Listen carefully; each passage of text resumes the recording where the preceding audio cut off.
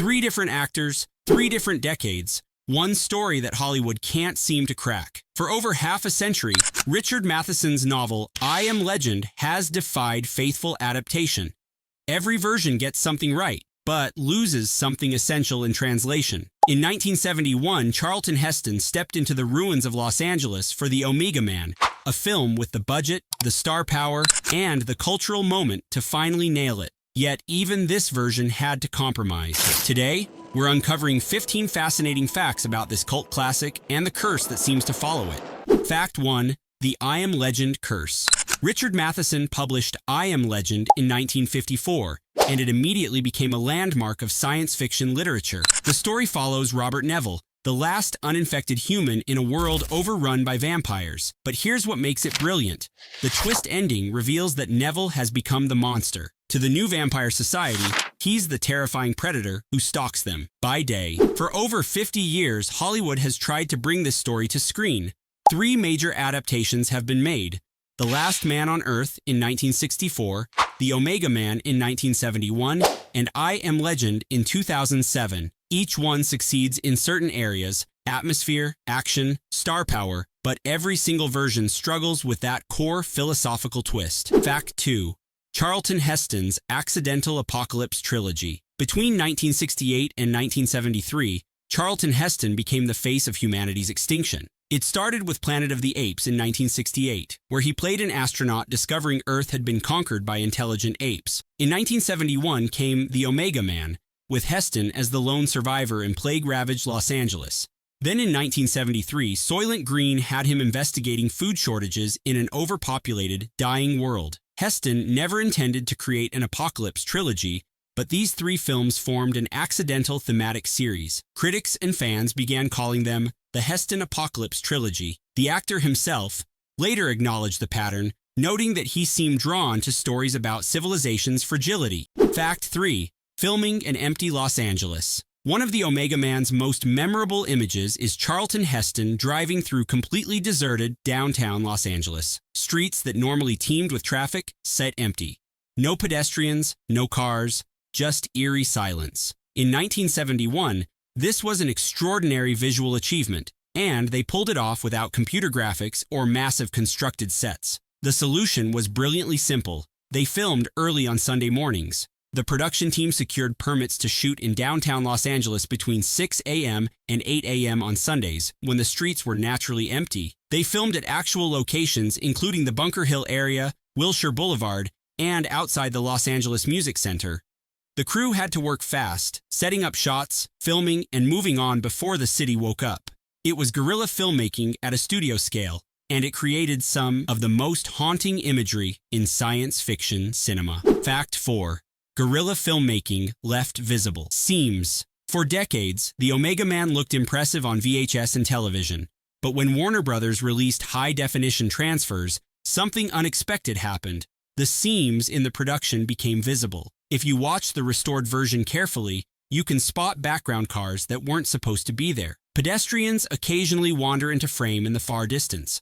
There are even moments where you can see camera equipment reflected in windows or the shadows of crew members on buildings. These weren't mistakes exactly. They were the inevitable result of those tight Sunday morning filming windows. The production couldn't afford to halt all traffic for blocks or completely seal off downtown Los Angeles. They had to work within their limitations, hoping audiences wouldn't notice these tiny intrusions into the post-apocalyptic world. Modern viewers sometimes point these out as goofs, but they're really evidence of practical filmmaking under pressure. The production team did remarkably well considering they were trying to make America's second-largest city look abandoned with minimal time and resources. Fact 5.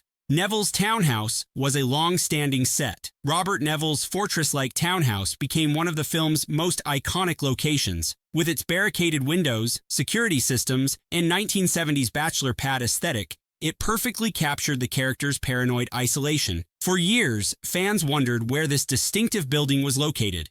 The answer: it never existed as a real structure. The exterior was a facade built at Warner Brothers Ranch in Burbank, California. But here's the interesting part. That facade stood for decades after filming wrapped. The set became part of the studio's permanent backlot, appearing in countless other productions over the years. It was slightly modified for different projects, but elements of Neville's distinctive home remained recognizable. The facade finally met its end in the early 2020s during demolition and renovation work at the ranch. For nearly 50 years, a piece of the Omega Man's post-apocalyptic Los Angeles stood on a studio lot, outlasting the careers of most everyone involved in the film's creation. Fact 6. From Moses to Jesus. The religious symbolism in the Omega Man's ending is impossible to miss. Charlton Heston, who played Moses in the Ten Commandments, transforms into a Christ figure in his final moments. After being mortally wounded, Neville staggers to a fountain in a courtyard. He falls backward into the water, arms outstretched in clear crucifixion imagery. His blood flows into the fountain, literally mixing with water, an obvious reference to Christ's blood washing away sin and bringing salvation. The survivors who carry his cure will use his blood to save humanity. This transformation is deliberate and heavy-handed. The screenwriters and director wanted audiences to see Neville as a savior who sacrifices himself for humanity's future. Where Matheson's novel suggested Neville was the monster, the film elevates him to divine status. It's a fascinating bookend to Heston's career. He began as the ultimate Old Testament figure, delivering commandments and law. He ends as a New Testament martyr, offering his blood for redemption. The imagery works on a visual level, but it completely inverts the source material's message. Fact 7. Ron Grainer's soundtrack defined the film's loneliness. Music can make or break a film's atmosphere, and the Omega Man had a secret weapon. Composer Ron Grainer. British audiences knew Grainer as the man who created the original Doctor Who theme, one of the most distinctive pieces of television music ever composed. But Grainer's range went far beyond science fiction. For the Omega Man, he crafted something completely unexpected. Instead of the orchestral bombast typical of 1970s science fiction, Grainer used jazz, fusion, early synthesizers, and even water chimes to create a soundscape that felt lonely, melancholic, and eerily beautiful. The score doesn't sound like other apocalypse films. It sounds like isolation made audible, like the last man on Earth trying to remember what civilization sounded like. Grainer's music perfectly captures Neville's psychological state, part survivor's defiance, part crushing loneliness. The soundtrack has gained a cult following over the decades, with vinyl reissues becoming collector's items. It remains one of the most distinctive and underappreciated film scores of the 1970s. Fact 8. The apocalypse sounds like the last hangover on Earth. Here's where Ron Grainer's approach gets really interesting. Instead of using horror stings and dramatic crescendos to emphasize danger, much of the score feels like nostalgic melancholy. Nowhere is this more apparent than in scenes where Charlton Heston's Neville cruises through empty Los Angeles in his convertible, listening to 8-track tapes. These moments feel less like post-apocalyptic survival and more like the world's worst hangover, waking up in a city where everyone else disappeared, and you're left with just memories and music. The film leans into this feeling deliberately. Neville isn't just surviving, he's haunting his own past. Grainer's jazz fusion score during these sequences evokes 1970s lounge culture, making Neville feel like a man unstuck in time. He's maintaining routines, dressing well, watching movies, playing music, as if civilization still exists. The music reinforces this psychological denial. It's a remarkably subtle choice for an action film, and it adds layers of depth to Heston's performance. The apocalypse doesn't sound terrifying in these moments. It sounds lonely. Fact 9. Vampires were replaced by Cold War fear.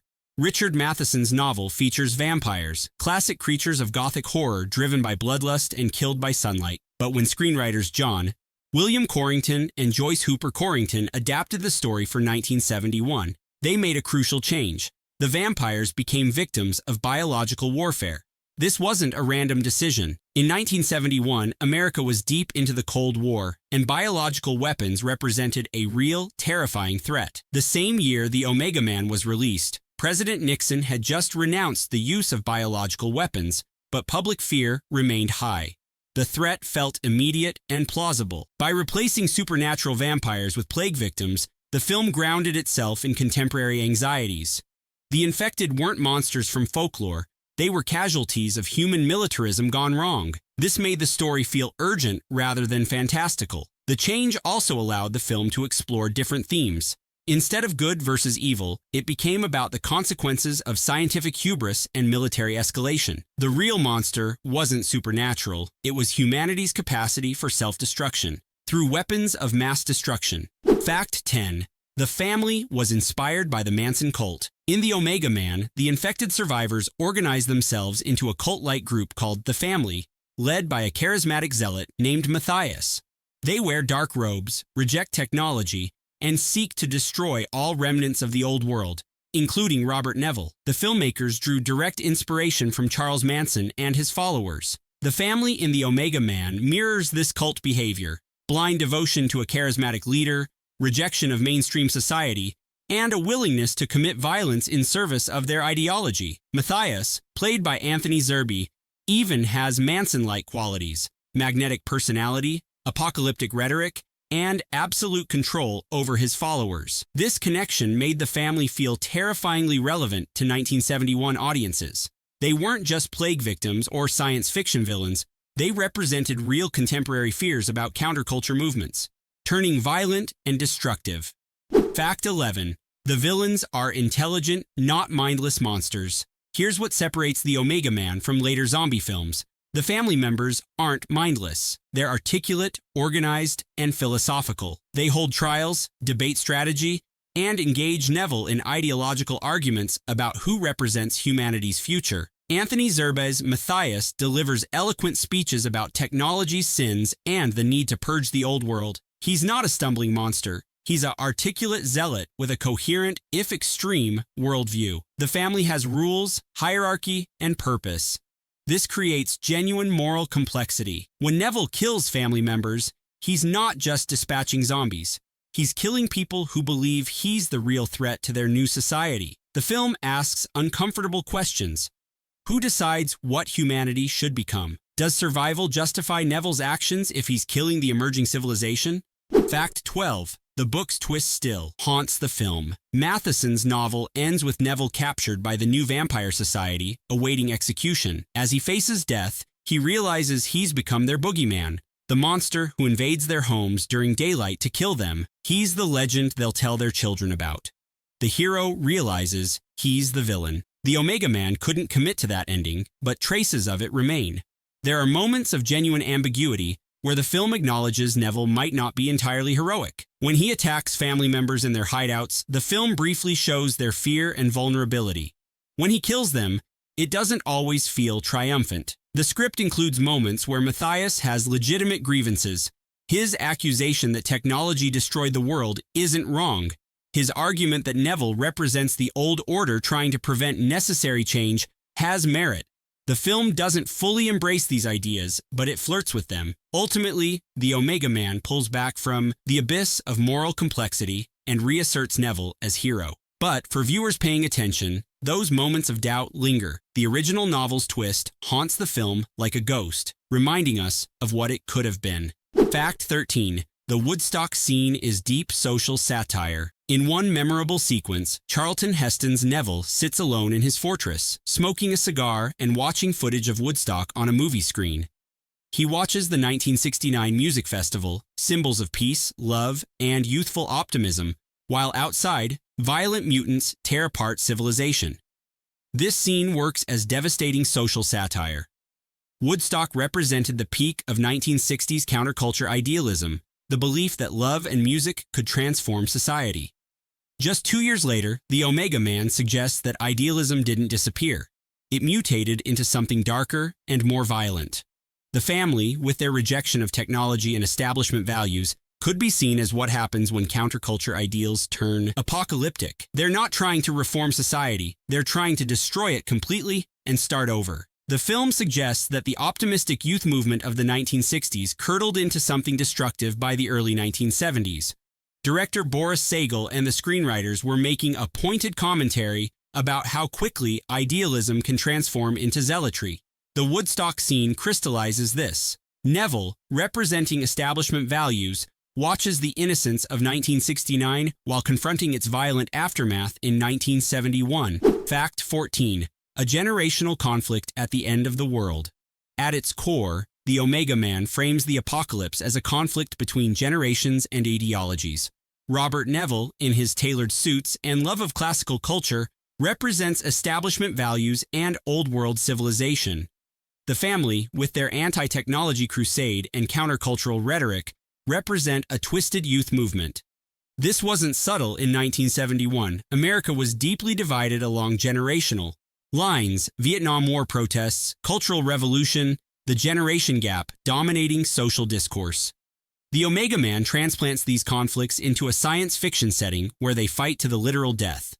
Matthias and his followers reject everything Neville represents. They see him as a relic of the corrupt old world that destroyed itself through science and militarism. From their perspective, Neville's determination to preserve technology and rebuild the old civilization is insane. It's trying to resurrect the very systems that caused the apocalypse. The film ultimately sides with Neville, but it understands the family's position. This makes The Omega Man far more than a simple action film. It's a meditation on early 1970s America's social fractures, played out through science fiction metaphor. Fact 15. A groundbreaking interracial romance. In 1971, portraying a romantic relationship between a white man and a black woman in a major Hollywood film was still genuinely bold. Anti-miscegenation laws had only been struck down nationwide by the Supreme Court 4 years earlier in 1967. While Guess Who's Coming to Dinner had broken ground in 1967, interracial romance remained controversial in mainstream American cinema. The Omega Man made it central to the story. Charlton Heston's Robert Neville and Rosalind Cash's Lisa form a genuine romantic relationship, complete with intimate scenes. The film doesn't make their racial difference a plot point or source of conflict. It simply presents them as two people finding connection in a destroyed world. This was progressive for its time.